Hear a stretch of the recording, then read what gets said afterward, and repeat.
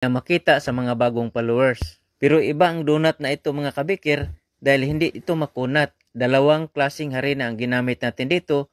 Third class flour, 1 cup first class flour, 1 teaspoon yeast, 1 tablespoon powder milk, 1/2 teaspoon salt, 1/4 cup sugar, 1/8 cup margarine, 1 tablespoon baking powder, kunting yellow food coloring, 1/2 cup and 1 tablespoon water. Hinalo ko una ang sugar.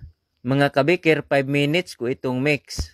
Mano-mano gamit ang kamay. Pero kapag may dough mixer kayo mga kabikir or dough roller, madali lang itong i-mix. 1/4 kilo ang recipe natin. Kung gusto ninyong gumawa ng 1 kilo, times 4 nyo lang ang lahat ng mga ingredients. Pagkatapos mix, putulin sa gustong putol. Pagkatapos bilugin. Pagkatapos kung mabilog mga kabikir, pinapaalsa ko ito ng 30 minute bago ko naman ito binutasan. Cut lang natin 30 minute na. Ganito lang ang ginawa ko mga kabikir sa pagbutas. Pagkatapos pinapaalsa ko ng 1 oras at kalahati bago ko naman ito niluto. Isang buting oil lang ang gamit natin sa pagluto mga kabikir. At maliit lang din na kalderin ang nilutuan natin para malalim ang oil at makalutang ang ating donut.